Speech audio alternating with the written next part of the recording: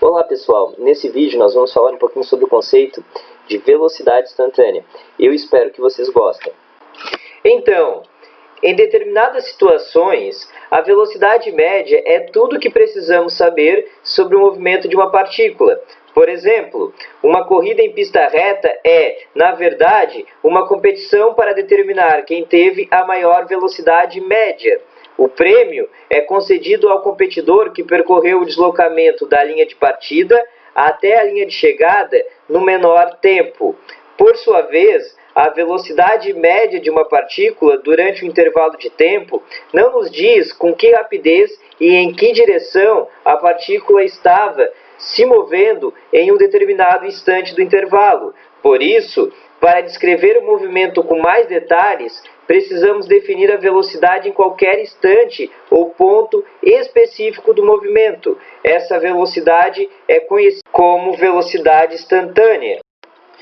Para demonstrar como o conceito de velocidade média não é suficiente para caracterizar o movimento de um objeto, eu fiz uma pequena simulação, onde um dinossauro corre contra um cão. Inicialmente, o dinossauro se movimenta na direção oposta ao cão. Depois de um segundo, o sentido do seu movimento se inverte e ele alcança o cão 6 segundos após o início do movimento. Nesse momento, os animais têm o mesmo deslocamento num intervalo de tempo igual, possuindo por isso a mesma velocidade média de 4 metros por segundo. No entanto, o movimento de cada um foi completamente diferente, o que mostra que a velocidade média por si só não é suficiente para caracterizar o movimento desses dois animais. Para definirmos velocidade instantânea, começamos por representar a seguinte situação. Um móvel executa um movimento do ponto A para o ponto B, percorrendo 16 metros em 6 segundos. Inicialmente, o móvel acelera, aumentando sua velocidade até 2 segundos. De 2 segundos até 4 segundos, a velocidade do carro é constante. Após esse intervalo, a sua velocidade diminui até ele parar na posição 16 metros. O movimento do móvel pode ser representado através de um gráfico, onde o eixo vertical representa a posição e o eixo horizontal representa o tempo. Sendo assim, a partir do gráfico, podemos saber onde o móvel estava em um ponto específico do tempo. Normalmente, representamos a relação entre posição e tempo por uma função, a qual chamamos de função horária da posição. No início do movimento, a inclinação da curva é pequena, porque o carro quase não muda sua posição ao longo do tempo. Mas, na medida que o carro aumenta sua velocidade, o deslocamento dele a cada segundo é maior, e a inclinação da reta tangente à curva aumenta. Por sua vez, ao final do movimento, quando o carro está diminuindo sua velocidade, a inclinação da curva diminui novamente, como mostrado na animação. Agora, vamos imaginar a seguinte situação.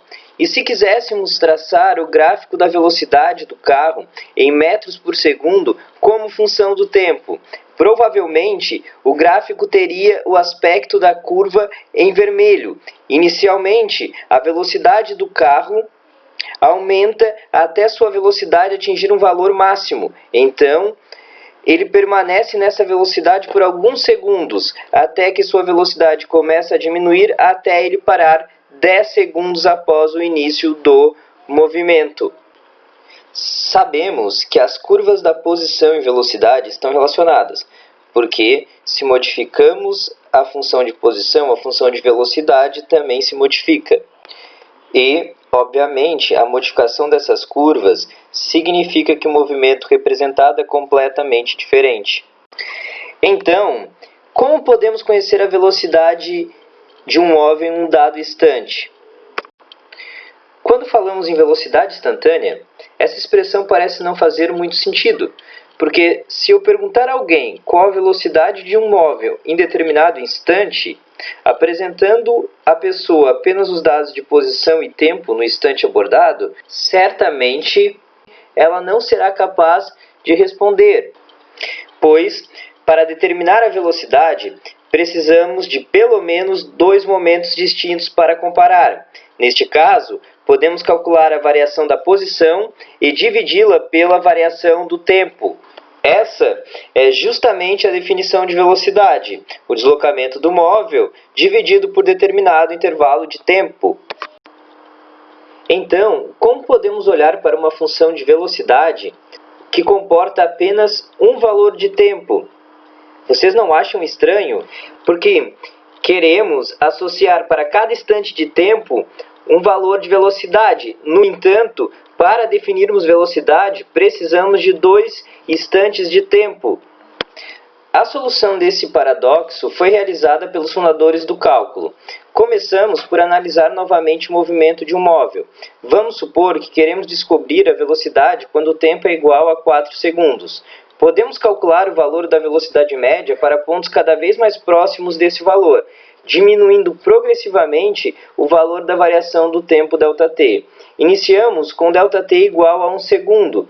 Nesse caso, temos que a velocidade média entre 4 segundos e 5 segundos é igual a 61 metros por segundo. Então, fazemos ΔT ainda menor, igual a 0,1 segundos. Agora, calculamos novamente a velocidade média entre 4 segundos e 4,1 segundos e obtemos 49,2 metros por segundo.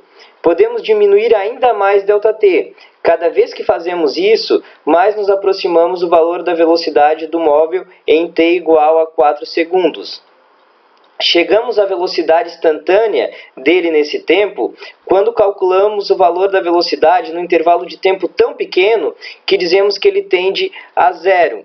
Esse intervalo minúsculo de tempo chamamos de dt e o deslocamento do carro nesse intervalo chamamos de dx. Definimos então velocidade instantânea como v igual a dx dt, ou seja, a velocidade é igual à derivada da posição no tempo. Então, pessoal, voltando ao exemplo do carro, a função horária da posição dele é igual a t ao cubo. Nós já tínhamos calculado a velocidade média dele para diferentes valores de ΔT. Considerando ΔT igual a 1 segundo, obtemos o valor de 61 metros por segundo para a velocidade média. Para ΔT igual a 0,1 segundos, encontramos o valor de 49,2 metros por segundo.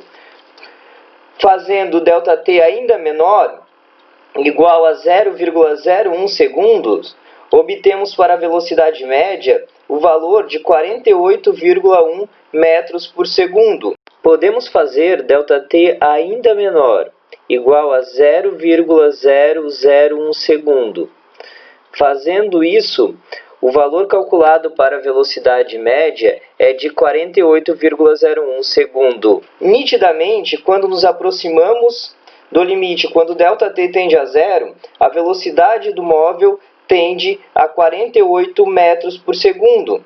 Então, ao fazermos a derivada da função horária da posição e calculando o valor da velocidade quando o tempo é igual a 4 segundos, chegamos ao valor de 48 metros por segundo.